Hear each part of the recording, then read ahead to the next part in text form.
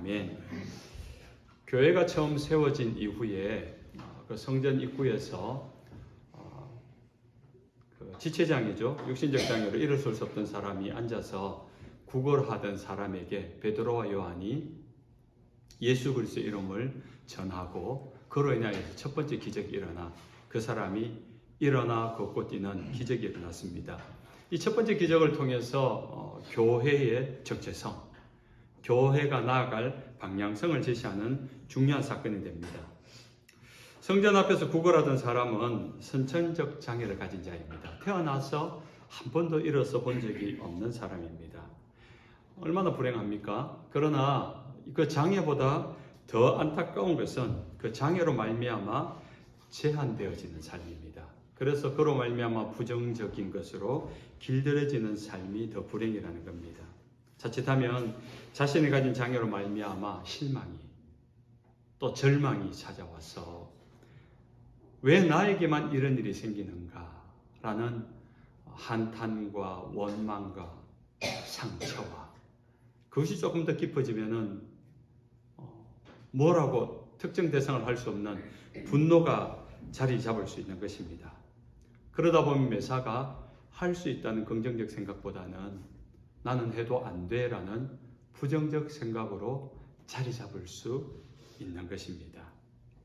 그로 인해서 무기력해집니다. 열등감에 길들여질 수도 있는 것입니다.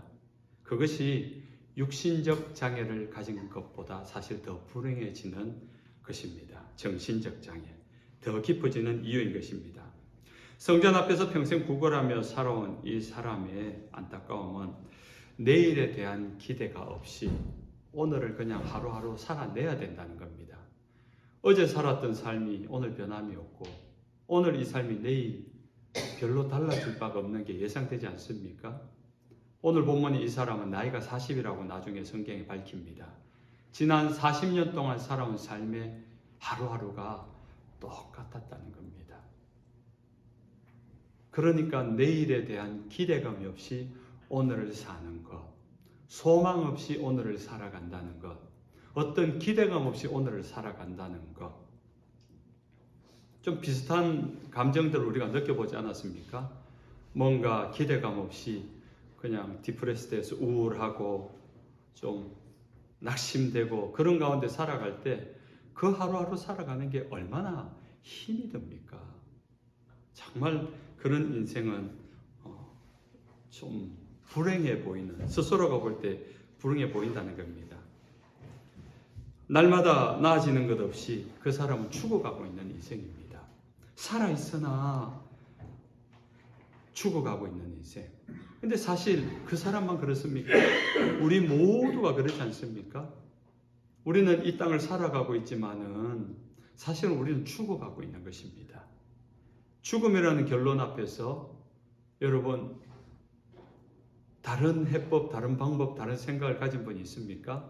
저보다 연세 많으신 분들이 계셔서 죄송합니다만은 제가 이제 50 중반에 이렇게 넘어서기 시작하니까 사실 장래를 조금 생각을 하게 돼요. 제가 나이가 이렇게 한 10년 전만 해도 뭐든지 할 수 있을 것 같은 생각이 있었습니다.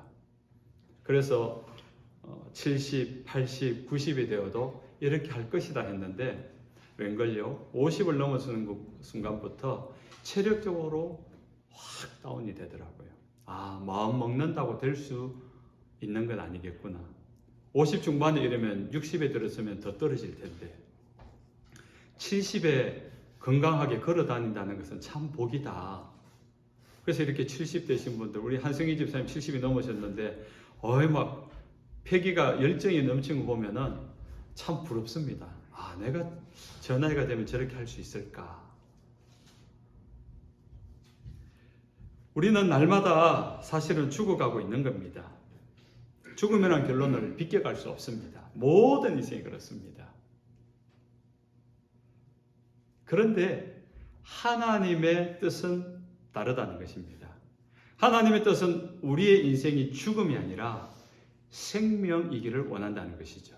그래서 창세기 1장에 처음 사람을 만들 때 창세기 1장 28절에 하나님의 형상과 모양을 따라서 지었는데 이 땅에서 생육하고 번성하고 충만하고 다스리라. 죽음이 없습니다. 그 생명의 번성함을 이야기합니다. 이것이 원래 하나님이 인간을 지으시고 그 후에 생기를 넣어 생명을 넣어서 생명의 이유, 생명의 목적으로 주신 하나님의 목표입니다. 뜻입니다. 그래서 예수님이 이 땅에 오신 이유가 요한복음 10장 10절에 이렇게 밝힙니다. 내가 온 것은 양으로 생명을 얻게 하고 더 풍성히 얻게 하려 함이라. 우리의 생명, 죽을 수밖에 없는 우리의 인생을 살려주시고 살려주어서 겨우 목숨만 유지하는 정도가 아니라 더 풍성하게, 더 풍요롭게, 더 아름답고 더 행복한 인생을 살기를 원한 것이 하나님의 뜻입니다. 그래서 예수님이 오셔서 우리를 살리기 위하여 십자가에 대신 죽으면서 우리를 살려놓으신 것입니다. 마태복음 4장 16절에 이렇게 말합니다. 흑암에 앉은 백성이 큰 빛을 보았고 사망의 땅과 그늘에 앉은 자들에게 빛이 비추었도다. 깜깜하면 제가 어린 시절에 한참 이제 방공 훈련을 많이 해가지고 등화관제 훈련이라는 걸 했습니다. 아마 저보다 연습 안 하신 분들은 아마 아실 거예요. 그러면은 밤 저녁 8시, 9시 사이렌 울리면은 모든 집에 불을 다 꺼야 돼요. 아니면 켜놓으려면은 암막 커튼이라 해서 빛이 새나가지 않는 커튼을 창문마다 다 해서 그럼 동네 아이들이 막 모입니다. 온 세상이 깜깜하거든요. 얼마나 신나고 재밌는지 그게 깜깜하니까. 거기서 잡기놀이하고 그런 기억이 있습니다. 천지가 깜깜합니다. 그럼 이 사람 얼굴이 뭐가 묻었는지, 뭐가 예쁜지, 화장을 했는지, 씻은지 모릅니다. 죄악 가운데 빠진 사람은요, 흑암에 빠져 있다 그래요. 그래서 무엇이 옳고 그른지를 모르는 가운데 큰 빛이 세상에 비추었습니다. 예수님이 오셨을 때 그 빛이 비추었다 하거든요. 생명의 빛이 비추어지니까 나의 더러움이 드러나는 겁니다. 나의 약점이 드러나는 겁니다. 나의 한계가 드러나는 겁니다. 나는 죽을 수밖에 없는 존재라는 것을 알게 되는 겁니다. 그런데 예수님께서 생명의 빛을 비추면서 그 빛을 따라가니까 죽지 않을 수 있다는 것을 알게 된 것입니다. 그래서 예수님은 요한복음 11장에 이렇게 말합니다. 나는 부활이요 생명이니 나를 믿는 자는 죽어도 살겠고 무릇 살아서 나를 믿는 자는 영원히 죽지 아니하리니 이것을 내가 믿느냐. 이것을 믿는 자는 죽어도 살겠고 믿는 자는 죽지 아니하리니 생명이 있다는 겁니다. 베드로는 성전 앞에 주저앉아 있는 사람에게 예수님의 이름으로 일어나 걷게 합니다. 예수 그리스도의 이름으로 일어나 걸어라 하고 오른손을 잡아 일으키니 발과 발목이 곧 힘을 얻고 뛰어서서 걸었다라고 성경 말합니다. 전능하신 하나님의 능력이 예수님의 이름으로 나타난 겁니다. 예수님이 하신 것이 아니라 베드로가 예수님의 이름을 빌려서 말했을 뿐인데 빌려서 말한 예수님의 이름을 듣고 40년 동안 꼼짝할 수 없었던 그 사람이 발목에 힘을 얻고 무릎에 힘을 얻고 일어나 걸었다라는 것입니다. 예수님은 바로 그 전능하신 하나님이시기 때문에 예수님의 이름만 불러도 그 전능하신 하나님의 능력이 우리 가운데 임한다는 겁니다. 그래서 로마서 10장 13절에 누구든지 주의 이름을 부르는 자는 구원을 얻으리니. 한 번 더 할게요. 누구든지 주의 이름을 부르는 자는 구원을 얻으리니. 할렐루야. 이것이 하나님의 약속의 말씀입니다. 누구든지 예수님의 이름을 부르는 자는 구원을 받는다. 무엇으로부터의 구원입니까? 어떤 구원입니까? 예수님의 이름에서 알 수 있어요. 마태복음 1장 21절에 아들을 낳으려니 이름을 예수라 하라. 이는 그가 저희 백성을 죄에서 구원할 자이심이라 하니라. 예수의 뜻이 저희 모든 사람들의 죄에서 구원할 자라는 겁니다. 어떻게 보면 예수라는 것이 이름은 아니에요.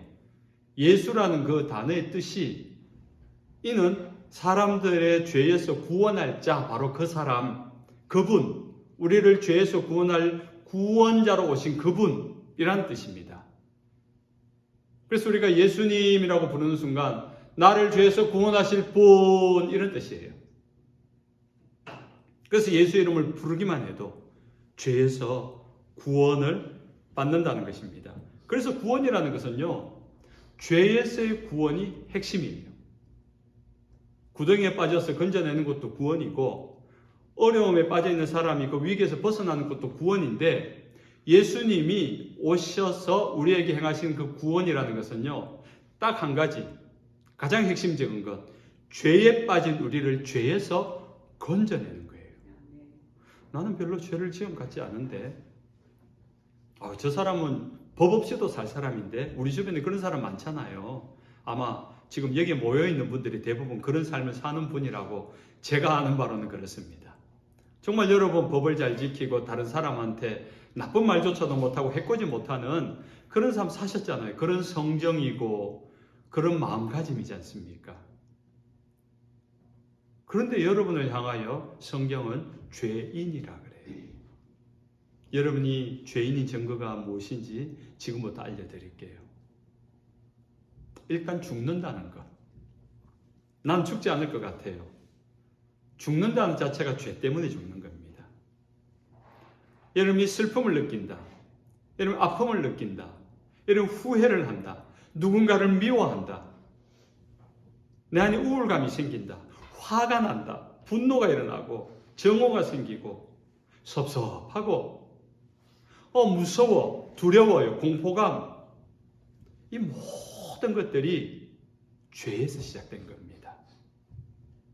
하나님이 처음 인간을 아담과 하와를 창조했을 때는요, 그것이 없었습니다. 하나님과 같이 어떤 슬픔이나 두려운 일이 없었어요. 두려울 것 같은 일이 생겨도 두려움이라는 그 감정 자체를 못 느끼는 겁니다. 없었습니다.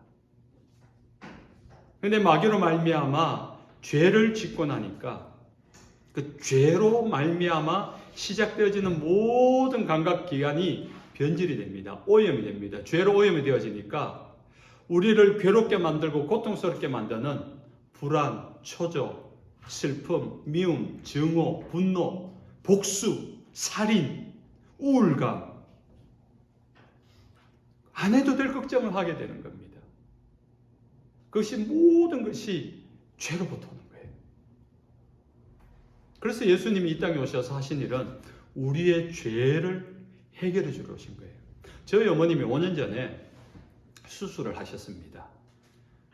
수술하기 전까지 증상이 뭔가 하면은 다리가 계속 저리고 다리가 차가운 거예요. 정말로 발을 만져보면요, 너무 얼음장처럼 차가워요. 주물러 드리고 하는데도 저리고 시큰거리고 아프고 차갑고. 그래서 우리는 발 마사지하고 발 조격기 데워주고 발에 좋다는 한약 먹이고 발에 침 놓고 했어요. 안 낫는 겁니다. 대구 동산 계명대학교 병원에 대학병원 가서 진찰을 받았습니다. CT 촬영을 다 하고 나니까 원인을 찾았습니다. 허리 디스크 협착증. 허리에서 신경을, 디스크가 뼈가, 척추가 신경을 몇 번 신경을 누르고 있으니까 그 신경이 눌려서 저 발끝이 저리고 시리고 아픈 거예요. 발은 아무 문제 없었다는 거죠. 그래서 그 수술을 했습니다. 협착 수술을 하고 오래 눌려있는 거를 핀을 받고 벌리고 이렇게 고정을 하고 사라졌어요. 발 저리고 시리고 아픈 게 사라졌어요. 이런 원인을 알아야 돼요. 그 원인을 규명해서 원인을 해결해야지 그 문제가 해결이 되는 겁니다. 우리의 인생이 불안하기 싫고 우울하기 싫고 두려워하기 싫다면은 우리의 죄를 해결해야 됩니다. 그 죄는 어떻게 해결합니까? 나는 의지가 강하니까 내 스스로 내가 더 이상 죄를 짓지 말아야지. 그럼 지금까지 지은 죄는 어떡하죠? 우리 딸이, 우리 아들이, 우리 자식이 저렇게 슬퍼하는 거 보니까 너무 힘든데 내가 부모된 입장으로 내가 헌신해서 도와줘야지. 천만에요. 우리는 우리 스스로의 죄의 문제를 해결할 수 없는 존재입니다. 누구도 도와줄 수 없어요. 누구도 그 죄를 해결할 수 없어요. 죄를 이길 것 같은데 죄를 이기지 못합니다. 우린 다 죄가 나쁜지 알잖아요. 죄 안 짓고 싶잖아요. 누구 미워하는 마음, 화를 안 내고 싶은 마음인데 어쩔 수 없이 화가 납니다. 어쩔 수 없이 미움이 생겨요. 어쩔 수 없이 섭섭한 마음이 생겨요. 죄인이기 때문에 그래요. 죄인이기 때문에. 죄인이기 때문에 죄의 증상이 나오는 거예요. 감나무이니까 가만히 놔둬도 그럼 안 줘도 지가 알아서 감나무 열매가 열려요. 사과나무이니까 가을이 되면 사과가 열리는 거예요. 죄인이기 때문에 죄를 지을 수밖에 없는 거예요. 이것이 우리의 운명이고 어쩔 수 없는 겁니다. 그럼 우리의 죄를 어떻게 해결할 것입니까? 죄가 없는 분이 대신해 줘야 되죠. 그래서 보다 보니까 사람 중에는 죄를 안 지은 사람이 아담 이후에 그 죄의 DNA를 가지고 다 태어났기 때문에, 그래서 로마서 3장 23절에 모든 사람이 죄를 범하였음에 하나님의 영광에 이르지 못하더니 거룩한 하나님 앞에 갈 수 없다는 겁니다. 그런데 하나님이 그 인간을 지으셨기에 사랑하는 마음으로 이 죄를 해결해 줘야 되겠다. 다시 그 행복을 누리게 해줘야 되겠다. 그래서 죄 없으신 하나님이 인간의 몸을 입고 오신 분이 예수 그리스도 아닙니까? 그분이 십자가에 죽으면서 죄 없는 그분이 죽어요. 죄 때문에 죽어요. 누구의 죄? 내 죄 때문에. 여러분의 죄 때문에. 그래서 죄값을 치루었습니다.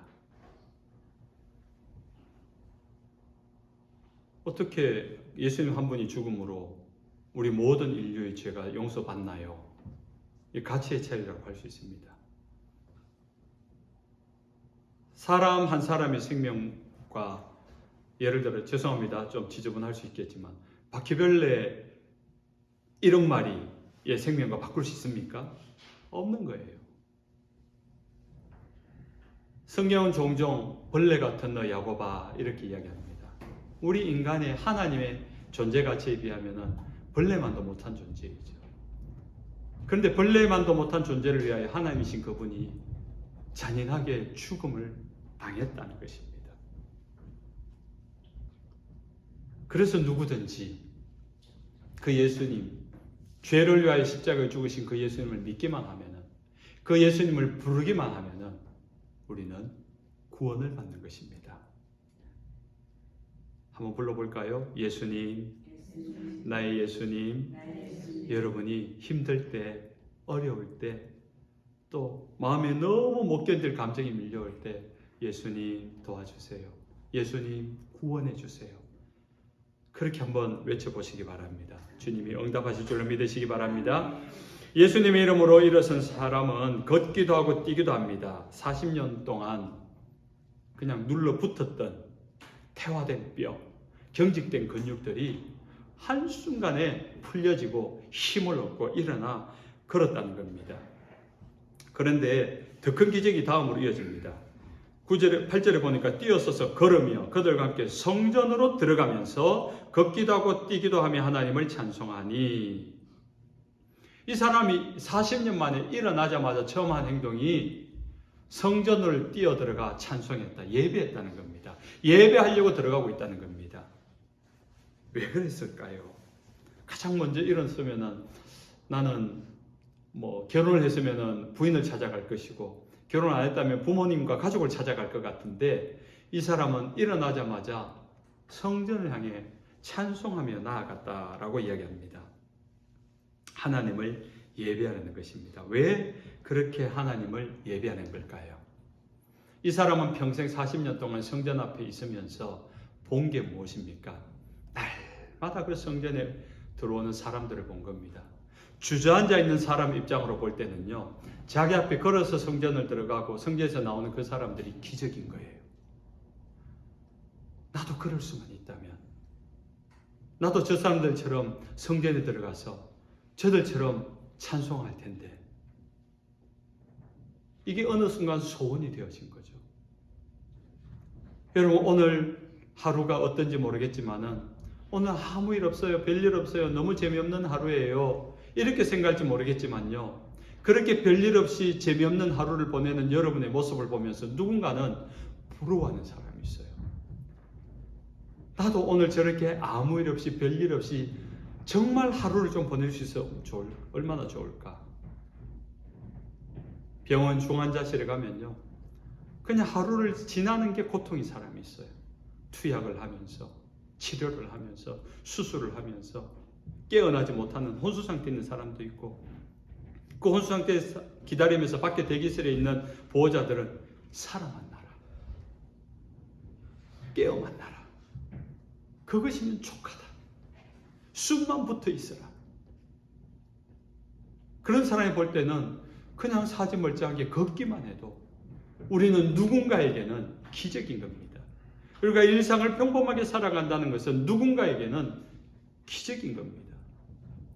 성전 앞에서 지나가는 사람들을 바라보던 그 사람의 시선을 볼 때는 자기 눈앞에 걸어다니는 모든 사람은 기적의 사람인 겁니다. 아무것도 못해도 좋으니까 걸을 수만 있다면 그것이 이 사람의 소원이었던 겁니다. 그런데 그 소원이 이루어졌습니다. 나사렛 예수의 이름으로 일어나 걷게 되니까 뛰면서 너무너무 급한 마음으로 성전을 향해 달려가는 거예요. 하나님을 찬송하며 나도 예배하리라. 그 기쁨, 그 감격, 주님께 받은 그 구원의 은혜가 무엇인지를 알기 때문에. 그래서 하나님의 기적을 경험한 사람, 하나님의 은혜를 받은 사람의 결론은요, 하나님을 예배한다는 겁니다. 여러분 삶 가운데서도 가만히 생각해 보세요. 하나님께 받은 은혜가 클 때 제일 먼저 한 게 뭡니까? 아마 많은 사람들이 그 자리에서 엎드려 그 자리에 무릎 꿇고 기도했을 거예요. 그리고 예배를 드리며 찬송했을 겁니다. 이제 말씀을 맺습니다. 사랑하는 하나님의 백성 여러분, 사랑하는 하나님의 백성 여러분, 네. 성전 앞에서 구걸하다가 하나님의 은혜로 고침받은 사람이 감격하면서 예배하는 마음이 어떤 것인지를 여러분이 알 수 있으면 좋겠습니다. 어쩌면 여러분 가운데는 이 사람이 드린 감격과 감사가 어떤 것인지를 이미 경험했는 사람도 여러분 가운데 있을 줄로 압니다. 오늘 하나님께 받은 은혜가 여러분의 삶에 감격과 감사가 되기를 바랍니다. 그래서 다시 한번 하나님을 향하여 예배할 때, 그 예배 때마다 하나님 주신 그 구원의 기쁨, 그 은혜의 감격이 넘치는 예배자 되시기를, 그 기쁨의 감격의 은혜를 아는 자 되시기를 주 예수님 이름으로 축원합니다.